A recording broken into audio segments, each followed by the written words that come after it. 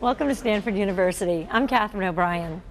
Can your organization benefit from effective, ethical, and enduring partnerships? Today we'll hear how social influence makes that possible. Dr. Robert Cialdini, arguably the most cited social psychologist in the world today, outlines 6 principles for bringing about desirable change. Let's listen as he tells how the non-manipulative use of those principles makes the people in your organization feel personally committed to the change.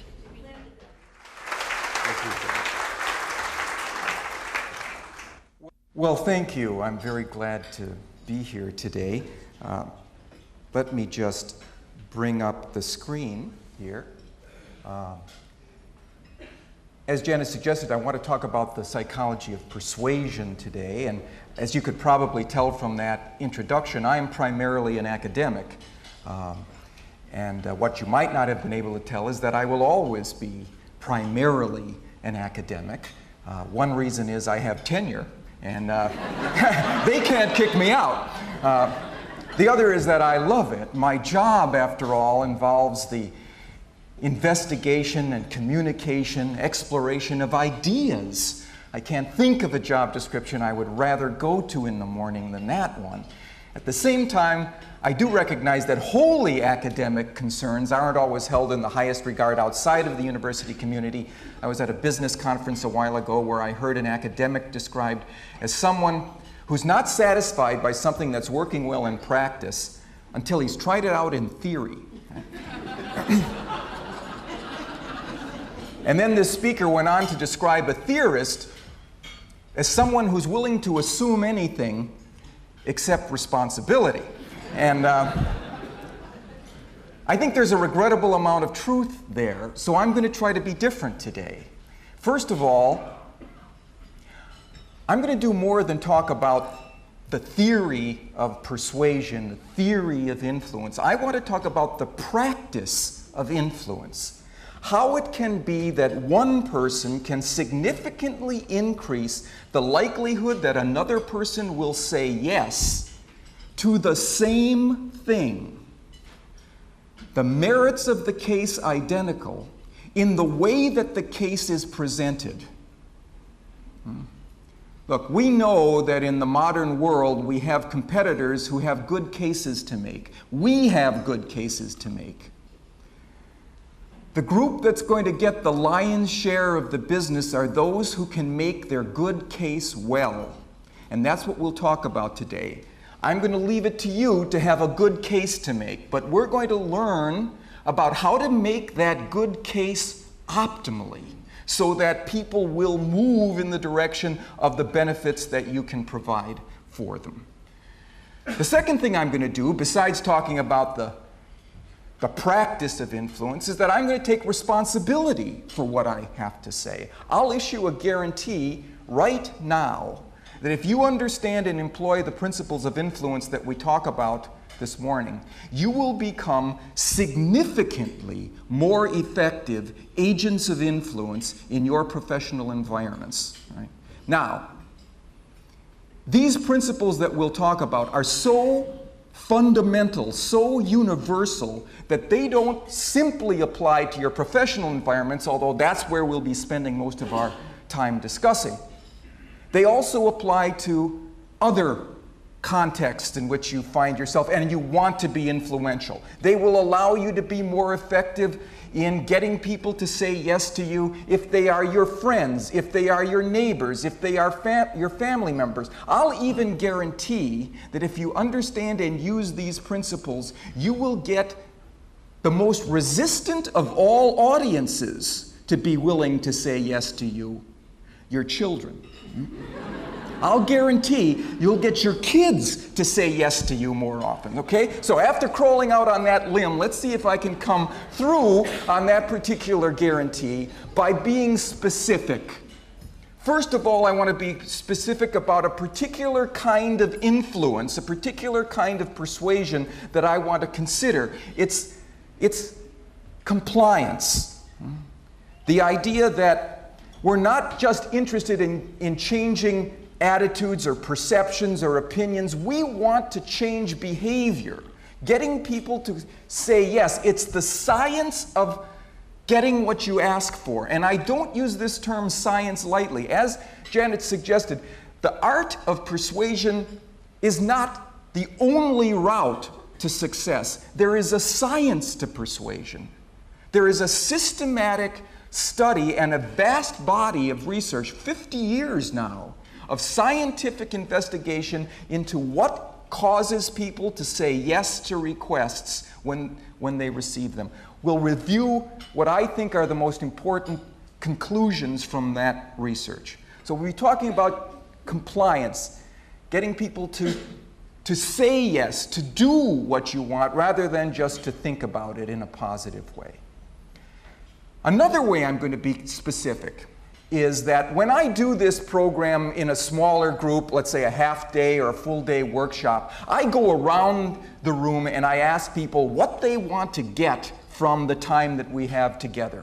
And invariably, at least one person says, well, I'll tell you what, Dr. Cialdini, I think the science of influence and the topic of persuasion are inherently interesting. They're engaging issues involved, I'm sure. But I'll tell you what I really want from this day. I want one thing that I can take back to my office and implement tomorrow morning and be more successful as a result. Give me one thing out of this day and I'll count it a success. Well, I'll tell you what, I'm going to give you more than one thing right now. I'm going to give you 6 things right now that you will be able to implement immediately upon going back to your office, because they have to do with things that you confront on a daily basis. I will answer the following 6 questions for you during our time together. Here's the first. If you have 2 options to present to a client, which should you present first? The more costly or the less costly one? Here's a second question. Is it better to tell prospects what they stand to gain by moving in your direction, or what they stand to lose if they don't? Third, if you have a new piece of information, when should you mention that it's new? Before or after you present this information to your audience? Fourth, if you have a product, service, or idea that has both strengths and weaknesses, and what doesn't? When should you present the weaknesses? Early or late in your presentation? Clear answer to this one.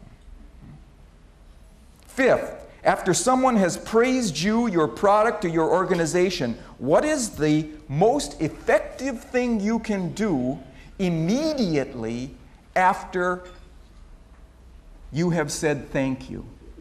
I'm here on campus to write a new book. The book is going to be called Moments of Power. And it has to do with the fact that in the course of social interaction, there are particular windows of opportunity where if you know how to identify that moment and what to fill that moment with, you will become significantly more effective. There is a moment of power immediately after someone has said thank you. What do you put in that moment? I'll tell you when we get to that section. Finally, to arrange for someone to like you and want to cooperate with you, what is the single most productive thing you can do before you try to influence that person to like you and cooperate with you? We'll answer all of those questions. Okay. Let's go back to the first one that we considered. If you have 2 options to present to a client, which should you present first, the more costly or the less costly one? And I'd like to answer that question, solve that particular puzzle, by solving a different one. It has to do with a mystery. At least it was a mystery to me when several years ago I encountered a newspaper article about a gift of humanitarian aid, several $1,000s of humanitarian aid that had been sent between the countries of Mexico on the one hand and Ethiopia on the other. Now, at the time, Ethiopia could lay claim to the greatest suffering, privation and misery in the world because of drought, because of internal wars, because of crop failure. The people of Ethiopia were dying by the hundreds every day. And so their relief agencies were calling out to the rest of the world for medicine, for money, for resources of one sort or another. It didn't surprise me then that several $1,000s would be sent between Mexico and Ethiopia. When I read further into the article, however, I was shocked to learn that the money had not gone from Mexico to Ethiopia. It had gone from Ethiopia to Mexico to help the victims of the Mexico City earthquake that year. Now, how do we explain that puzzling pattern of human behavior? The way I'm going to do it is in terms of the first principle of influence, the universal principle of influence, all right, that my research has uncovered. I've claimed that there are 6 laws, basic rules of human behavior that we can use to categorize and understand the motives that get people to say yes to requests. And here's the first one: reciprocation. In all human cultures, there is not a single society that does not train its members in the rule for reciprocation, which says, I am obligated to give back to you the form of behavior that you first give to me. If you invite me to a party, I should invite you to one of mine. If you remember my birthday with a gift, I should remember yours. If you do me a favor, I owe you a favor. And I'll say very simply, in the context of obligation, people say yes to those they owe. You can find evidence of this all around. I like to talk about a particular study in my classes that was done by a sociologist at Brigham Young University a few years ago. One holiday season, he decided to send holiday greeting cards to a sample of perfect strangers around the country. He just went to phone books in different cities, he closed his eyes, he picked a name, and he sent these people a Christmas card.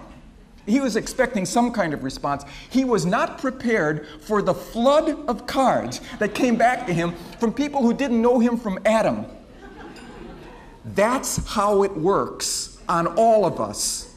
We feel an obligation to give back to others what they have given to us.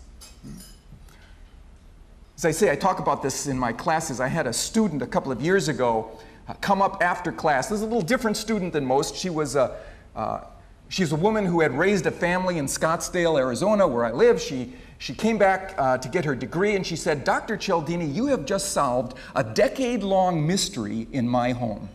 She said, about 10 years ago, we got a Christmas card from some people in Santa Barbara, California, the Harrisons, and I didn't remember any Harrisons in hand. I asked my husband, he couldn't place the Harrisons, and my kids were too young, and she said, with a great amount of effort, I resisted sending them a card that year because I was sure it was a mistake. But the following year, we got another card from the Harrisons. So I sent them a card. We're now in the 10th year of exchanging cards with these people. I still don't know who they are. That's how it works. Now, here's why it works. It works the way it does because every human society that trains its members, every group, every organization that plays by the rules of reciprocal exchange gains an enormous competitive advantage. It is that within that group, whoever needs help, resources, time, attention, staffing, whatever it is, can call on other members of the group who feel free to send those resources because they are not sending them away. Now that's profound. For the first time in evolutionary history, there is no other species that has anything like the idea of future obligation for repayment of gifts and favors and services. For the first time in evolutionary history, it becomes possible for one individual to give resources to another without giving them away. What you get instead is a credit. And now when you need something, you can call on other members of the group whom you have helped in the past, and they are very willing. In fact, they are waiting to help because the saddle of obligation weighs heavy on us, and we want to repay our debts. We want to give back to those who have given to us. It's a manager's dream, this rule. Whoever is needy within the organization, whoever has a deficit, can get resources from others, right?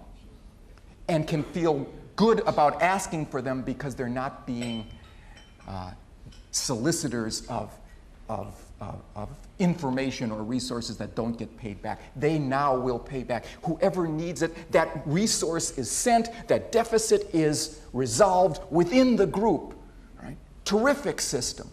Now, let me finish the story of the woman who came to my office and told me about the Christmas card story. She came back to my office a few months later, and she said, "Dr. Cialdini, I have to tell you the end of this story." She said, "My son, Skip, was applying to colleges this year. He's a very good student, so he got into all of his schools, including his top choice, the University of California at Santa Barbara." She said he's such a good student that he was asked to be in their honors program and to come to campus a day early for the honors convocation. Well, his dorm room wasn't ready, so he needed a place to stay in Santa Barbara. And she said, "I thought to myself, who do we know in Santa Barbara? The Harrisons! The Harrisons!" So she called him on the phone, and she was the sort of person who didn't just write a Christmas card with a greeting. She would also include a Xerox letter describing what the family had been up to for the... So the Harrisons knew about Skip since Little League days. They said, "Skip, the Skip man, the Skip Meister, of course he can come and stay with us."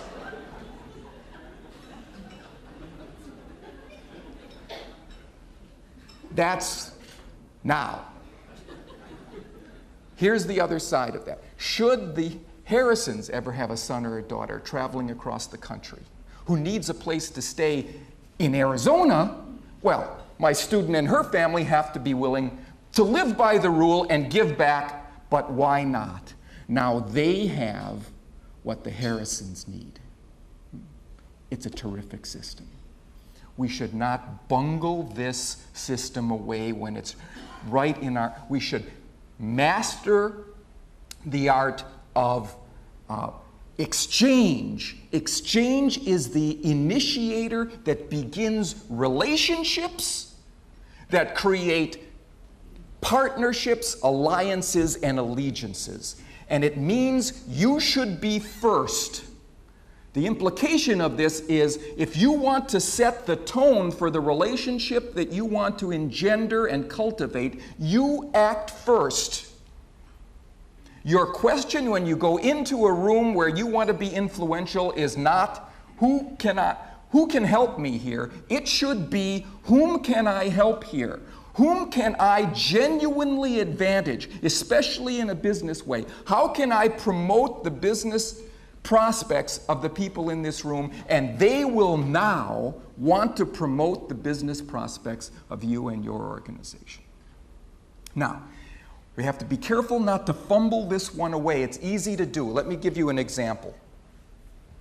Suppose you go back to your offices after this event, and there's a phone call for you from somebody within your organization, maybe somebody outside of your organization, who you would like to be able to influence in the future. This person needs a favor from you. Let's say she's doing a presentation tomorrow and was working on it and realizes she has a gap in her knowledge. But she thinks that in your files, you have the data that will fill this gap. And she asks you, would you go to your files, get that information out, collate it, get it into a table for me, and get it to me by the end of the day so I can get it into my PowerPoint presentation? Right? Well, you've just come back from this meeting. There are emails, there are other phone messages, there are notes taped to your door, but you say, okay, I'll do it. And you spend 3 hours getting this information. You even drive across town, you get it to this person on time, and the following day she calls you up to say, thank you, I really appreciate that. And how many times have you heard yourself say in response, don't think anything of it. No big deal. It's okay, just part of the job. I would have done it for anybody. Sound familiar? Well, you have just fumbled away one of the most powerful principles of influence we have. And you don't want to do that. The whole system works better when people who give also receive in return. Otherwise, they're not willing to give in the first place. You have to be willing to accept what in return for what you have given. So what do you say when that person says, thanks, I really appreciate that. That was above and beyond the call of duty. Well, what you don't say is, yeah, and you owe me one now, Buster. No. That's going to produce resistance and resentment. Here's what I'm going to recommend that you say instead. Oh, sure, listen. I know that if the situation were ever reversed, you'd do the same for me. You'd do the same for me. You see what you've done with that one statement? You haven't dismissed the genuine, you have put people on record. Yes, there was a genuine favor that was done. You haven't overblown it.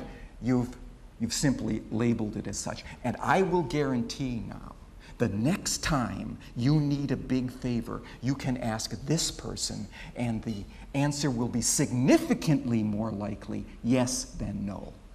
And you know what else? You can wait a long time before you call in your favor.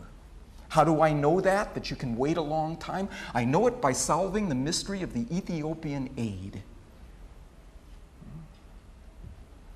When I saw that newspaper report, I was puzzled. And I went to my university library to see if there was another journalist who had written about the gift of aid from Ethiopia to Mexico.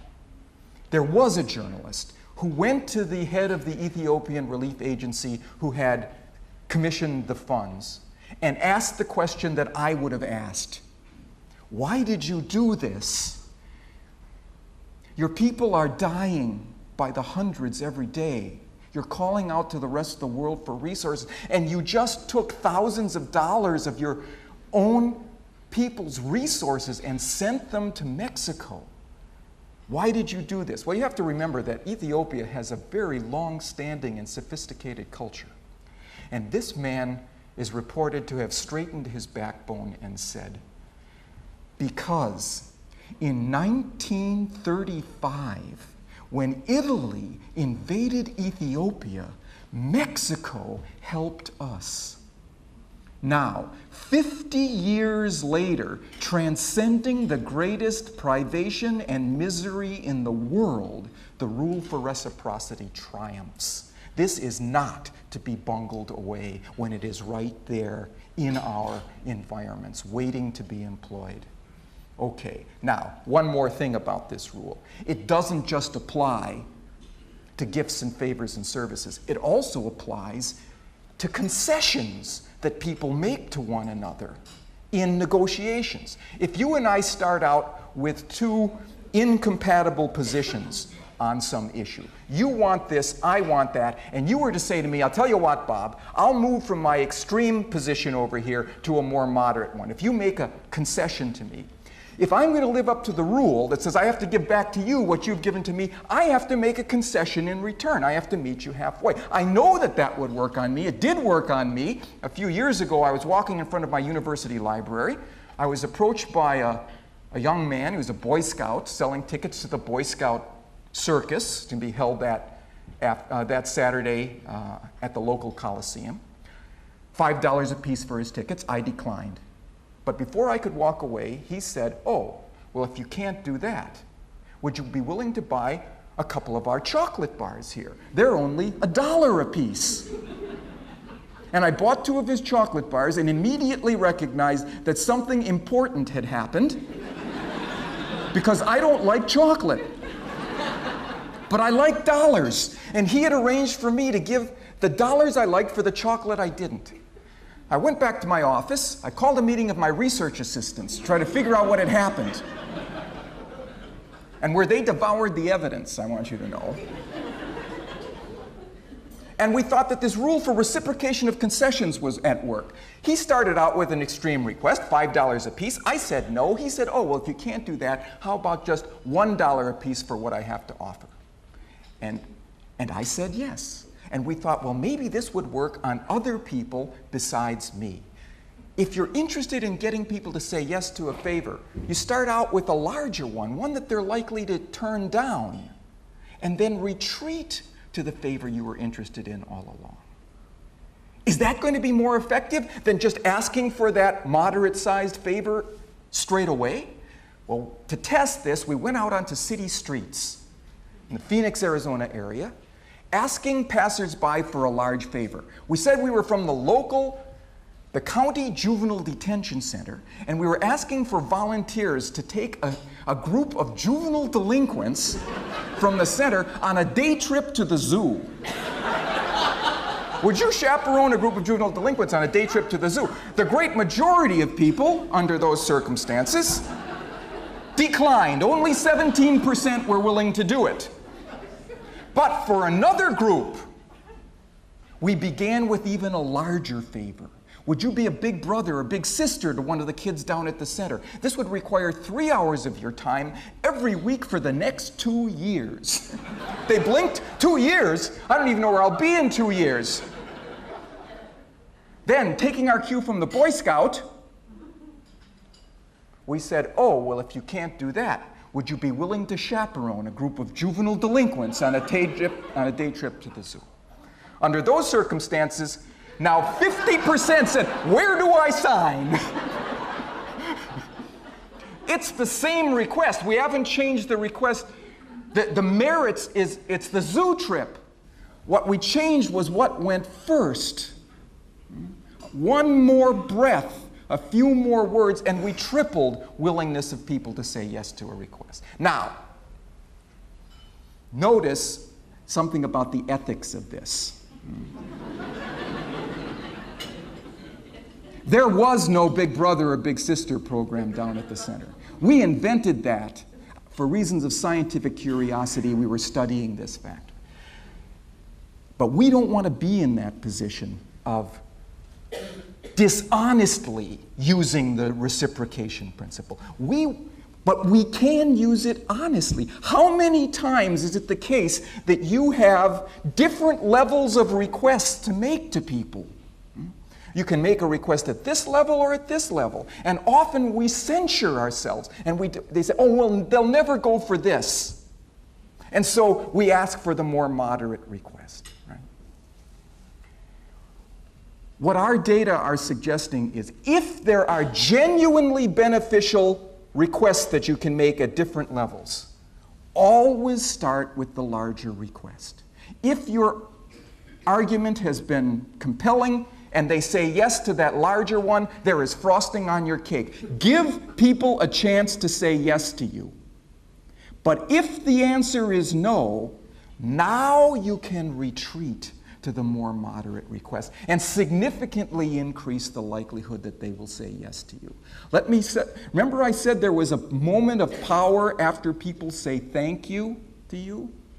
There is another moment of power after they say no to you. It's a moment we hate, and as it's human for us to retreat from that situation because it's self-damaging when people say no to us. Typically, we leave, we reconsolidate our energies, we think about another thing to say, and maybe we come back a week later with a concession. I'll tell you that you have missed the moment. There's evidence to show if you come back a week later, it's perceived as you're there making another request, whereas if you make that concession in the same moment, it's perceived as a concession. And in the context of concession, people want to reply positively with a concession of their own. So here's a little heuristic.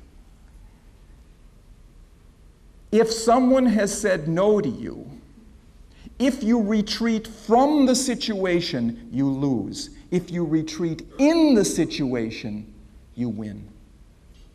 Okay, now let's go on to the next principle that I want to talk about. It's the principle of scarcity. Another universal principle of influence. People want more of what they can't have, right? What they can have less of. Here's my favorite example. I like it because it's a mistake that was made by one of the most effective and successful marketing organizations of all time, the Coca-Cola Company. Do you remember what happened back in the late 80s when the Coca-Cola Company took something away from us that we had normally been used to, the taste of the classic Coke, the old Coke formula, and they supplanted it with the new Coke, right? And they thought this was going to be a great success, right? Because in blind taste tests, the majority of people like the new Coke more than the old Coke.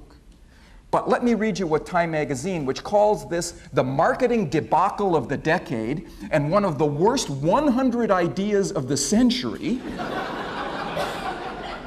says happened. When Coca-Cola announced that it was changing the taste of the world's most popular soda, it failed to foresee the sheer frustration and fury that the news would create. From Bangor to Burbank, from Detroit to Dallas, tens of thousands of Coke lovers rose up as one to revile the suddenly sweeter taste of this new beverage and to demand their old Coke back. My favorite example of this is personified in a man named Gay Mullins, a retired real estate investor in Seattle, who became a national celebrity by issuing anti-New Coke buttons and t-shirts, setting up a hotline for disgruntled and depressed callers, threatening to bring a class action suit against the company to make the old cola recipe public. He organized the Old Cola Drinkers of America, whose aim was to bring back the beloved soft drink at any cost, and it did not matter to Mr. Mullins that in 2 blind tests he expressed a preference for the new Coke over the old. It didn't matter because it wasn't the merits of the thing. It was the context in which the thing was placed. In the context of scarcity, people want what they can't have. What are the implications for you in this regard? It means that when you present an idea, a product, a service, a recommendation, you need to explain to people what it is about this that will give them something that they can't get anywhere else.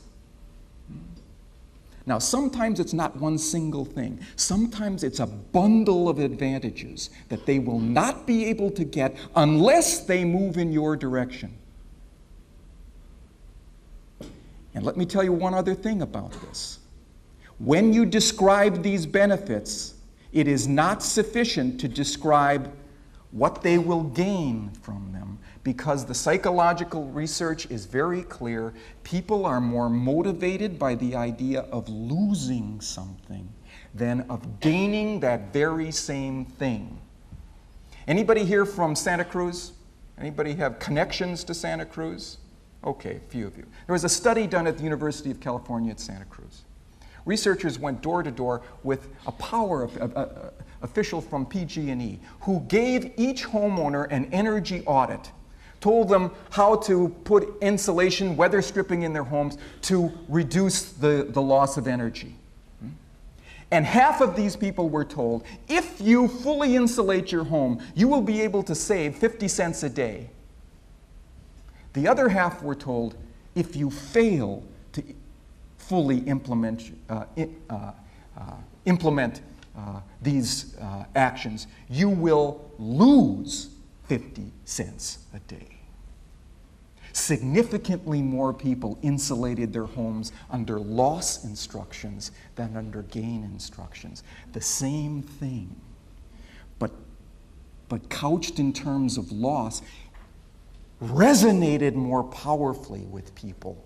People are more interested in information about what they stand to lose than what they stand to gain. And we are fools if we don't give them the information that they want. I saw a recent study that showed in making their projections for the future, managers weight information about losses, potential losses, more heavily than information about potential gains. We're fools if we don't tell people what they want and need to make their decisions. So, when you present your recommendations, it has to be as well in terms of the benefits they stand to gain and what they stand to lose, the unique benefits that they stand to lose if they don't move in your direction.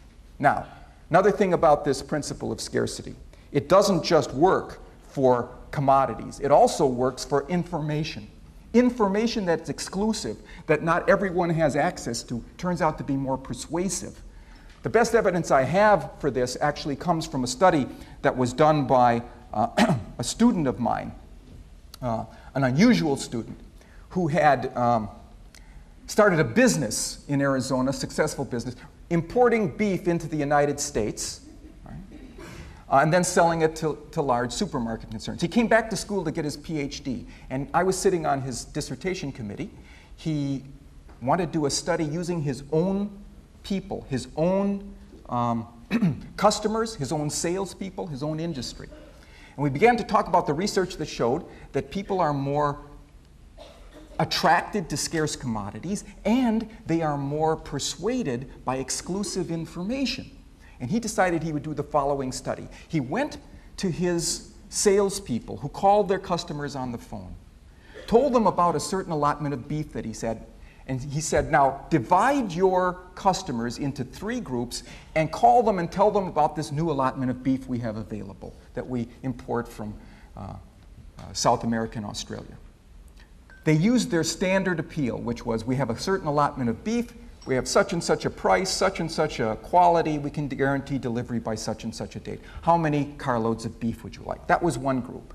A second group were called, and they were told, by the way, because of certain weather conditions in Australia, there's likely to be a shortage of Australian beef in the near future. How many carloads would you like? So he added scarcity to the mix for the second group. Let me show you what happened. Adding scarcity more than doubled the number of carloads of beef, from 10 to 24. But it was the third group that was most interesting. They were called on the phone. They were told about the allotment of beef. They were told about the scarcity, and then they were told, and this information comes to us from our exclusive sources in the Australian National Weather Service. No one else has this information. This was the scarcity double whammy, wasn't it? Not only was the beef scarce, the information that the beef was scarce was scarce. Let me show you what happened. 610% increase. It was the same beef. And this man came to me afterwards and said, you know, Dr. Cialdini, all of this was true. There was an impending shortage of Australian beef. This information did come to us through our exclusive sources in the Australian National Weather Service, and we never knew to use it before. Because he didn't know what the research says. Now you know what the research says. And here's the implication for you. When you get a new piece of information, an unpublished report comes across your desk, a new piece of information at a conference, or a piece of information from marketing research, and it supports what you are trying to argue with someone in terms of moving in a particular direction, your response should be to get on the phone. Get on the facts. Get in people's offices. That information is most powerful the newer it is. Information is not like wine. It does not get better with age. It's like bread. We want it more when it's fresh. We want to take it in more when it's warm rather than cold. Okay, let's move to the next principle of influence. Authority. If an expert says it, it must be true. We have a regrettable tendency for expert worship in this country. But here's what the research shows. The most powerful kind of expert authority is a credible authority who has both knowledge and trustworthiness. You need to tell people about your expertise and background before you try to influence them. They don't have a crystal ball. They can't tell that. Secondly, you have to establish your trustworthiness. Now, the difficult thing is establishing your trustworthiness in situations where they don't know you. They haven't worked with you. They don't have a history of knowing that you're a straight shooter. But if you are a trustworthy source of information, what can you do to tell them about it immediately? Well, here's the strategy that advertisers use successfully in this regard. Before they present their strongest arguments, they present a weakness in their case. They raise to the surface a drawback in what it is that they're suggesting, and then they say, however, our strongest points overwhelm that particular weakness. What that does is establish you both as a source of information, knowledgeable about the pros and the cons, and honest enough to bring the cons to the surface yourself before you present your strongest arguments. It's not what we typically do, but it's the right thing to do in terms of getting your arguments understood in the context of credibility, which makes your strongest arguments shine. Okay, next principle is the principle of consistency. Right? People are significantly more willing to say yes to a request that is consistent with what they have already said or done. Right? Let me give you an example. There's a problem that's been facing restaurant owners for a long time. No-shows. People who call on the phone, make a reservation for a table, and then don't appear. It's a big problem. There's a restaurateur in Chicago, Gordon Sinclair, who has solved this problem by adding 2 words to what his receptionist says. By using the principle of consistency, commitment and consistency, that people want to be consistent with what they have said publicly. Right? Here's what she used to say. Thank you for calling Gordon's Restaurant. Please call if you have to cancel your reservation.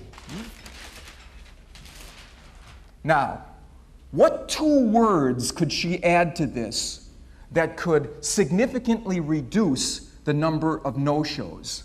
Think about this in terms of the principle of commitment and consistency. What 2 words could get people to make a public commitment to call before they canceled their reservations? Anybody have an idea? Yes? Will you? Brilliant. Now she says, will you please call if you have to cancel your reservation? And no-shows have dropped from 30% to 10% immediately. 2 words, but they engage the power of a rule that people play by. So, one important thing for you to do is arrange for people not just to say yes to you verbally or to nod or to smile. Public commitment, and the most powerful form of public commitment is a written commitment. People live up to what they write down. Okay, next principle.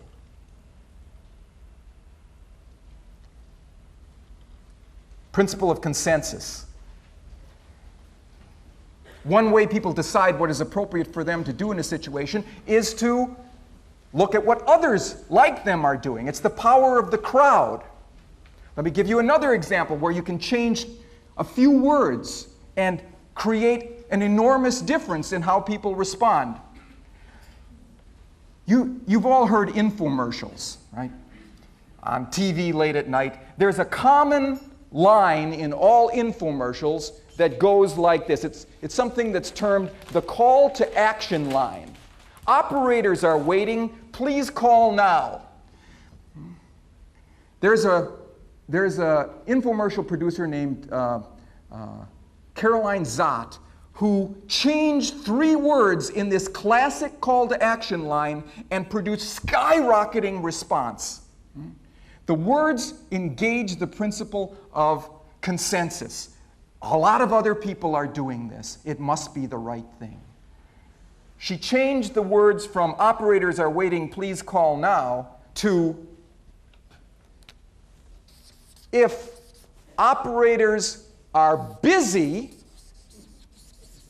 please call again. And calls went through the roof. Think about the difference in these 2 images. Operators are waiting, they're sitting around, they're twiddling their thumbs.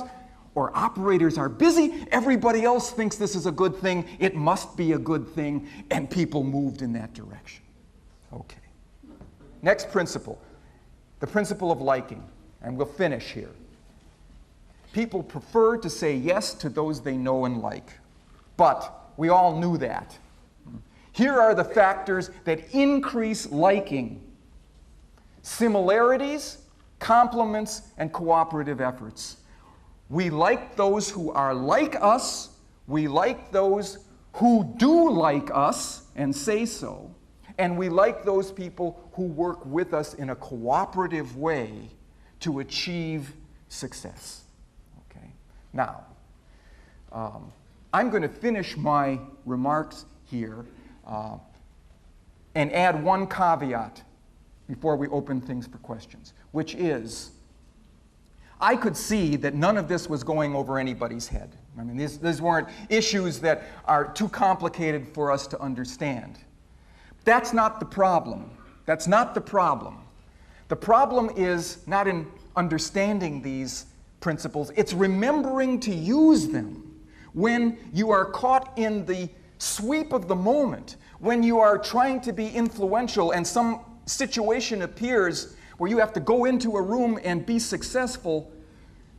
You can't remember all of this stuff that we've been talking about. We've been talking for 45 minutes here. You can't remember this. Let's see, this guy Cialdini, he was talking to us 2 months ago. Let's see, the 6 principles. There's reciprocation, there's liking, there's donner, there's blitzen, there's sleepy, there's sneezy. You can't remember these things, right? How can you do it? Here's how I'm going to help. For each of you, as you leave, I have a little laminated plastic card with the 6 principles of influence on it. Each of you gets one of these. You can put it in a pocket, you can put it in a wallet, a purse, and when you come upon an influence situation where you want to be more effective, take out that card. It'll tell you what's available for you to use. Are there similarities? Are there commitments that you can count on? Are there concessions you can make in this situation that you can think about ahead of time, and so on? And if you do that, I'll be able to come through on my guarantee that you will become significantly more effective agents of influence in your environments. Now, this card, it is my gift to you.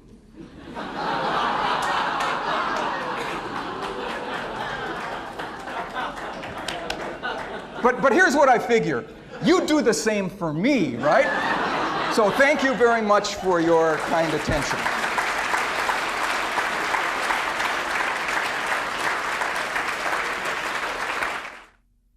So here's the question. She said, do these principles all work equally well across cultures?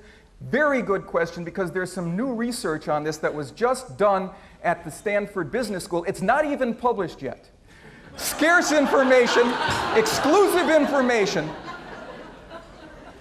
Professor Michael Morris, Joel Poldoni, and Shiriel Ariel did a study with Citibank that has locations all over the world.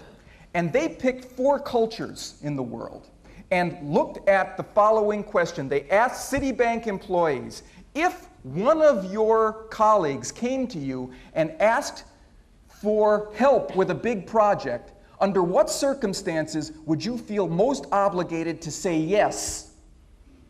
What they found was that these 6 principles worked in all of the cultures, but the weights associated with the principles, the priorities given to the principles, changed from culture to culture. In the United States, a Citibank employee was most likely to say yes to that request if they could answer the following question in the affirmative. Has this person done me a favor lately? If the answer was yes, in the United States, we were helpless to say anything but yes.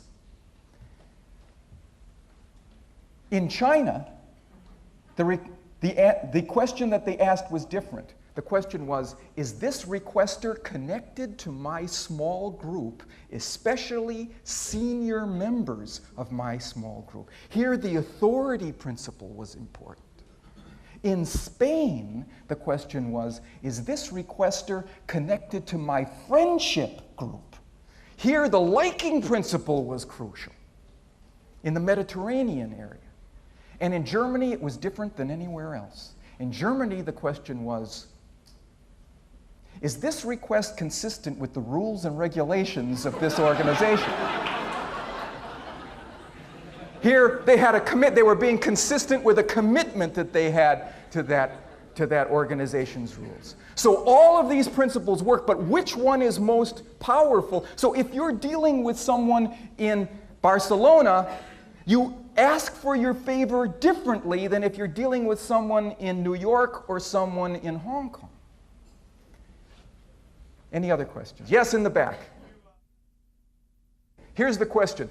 What if you're in a situation where you continue to give and then people don't seem to give back? I had a question like this a while ago. A man came up after one of my programs and said, you know, I have an employee, I'm about ready to fire him because I'm pretty generous about allowing him time off to go to the airport, to meet his in-laws, to take his wife to the dentist or whatever it is. I let him come in a little late or leave a little early. But when I need him to come in early or to stay late to work on a project, he says, no, I mean, my family's important to me, that's a 9-to-5 job. And he said, I'm about ready to get rid of this guy. And I said, well, try the following. He may think that he's entitled to those things rather than see them as true gifts that you're giving to him that time off. Maybe in his previous job, that was part of the way things worked. So the next time you give him something, when he asks for a little time off, say, well, and he says, thank you, I appreciate that. That's your moment of power to say, well, great, because you know, it's important for me. I would really appreciate it if you would help me out, right? When I need some time from you. And now it's in an exchange character rather than something he's entitled to, right? And this man wrote me a letter a while ago saying that it's worked beautifully, just labeling the exchange as an exchange rather than something that somebody is just entitled to. I think that's all the time we have. Thank you very much for your attention.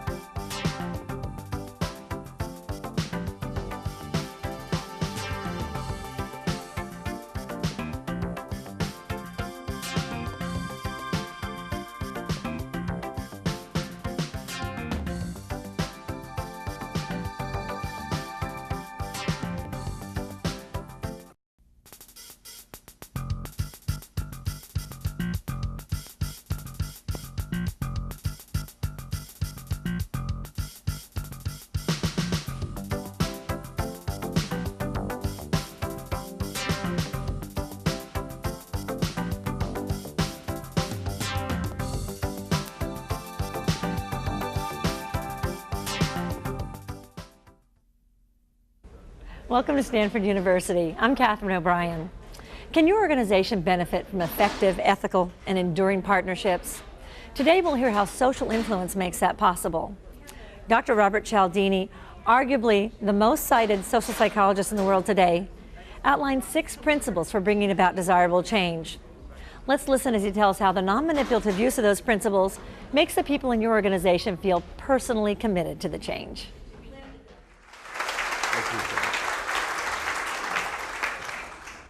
Well, thank you. I'm very glad to be here today. Let me just bring up the screen here. As Janice suggested, I want to talk about the psychology of persuasion today. And as you could probably tell from that introduction, I am primarily an academic. What you might not have been able to tell is that I will always be primarily an academic. One reason is I have tenure, and they can't kick me out. The other is that I love it. My job, after all, involves the investigation and communication, exploration of ideas. I can't think of a job description I would rather go to in the morning than that one. At the same time, I do recognize that wholly academic concerns aren't always held in the highest regard outside of the university community. I was at a business conference a while ago where I heard an academic described as someone who's not satisfied by something that's working well in practice until he's tried it out in theory. And then this speaker went on to describe a theorist as someone who's willing to assume anything except responsibility. And I think there's a regrettable amount of truth there, so I'm going to try to be different today. First of all, I'm going to do more than talk about the theory of persuasion, the theory of influence. I want to talk about the practice of influence. How it can be that one person can significantly increase the likelihood that another person will say yes to the same thing. The merits of the case identical in the way that the case is presented. Look, we know that in the modern world we have competitors who have good cases to make. We have good cases to make. The group that's going to get the lion's share of the business are those who can make their good case well. And that's what we'll talk about today. I'm going to leave it to you to have a good case to make, but we're going to learn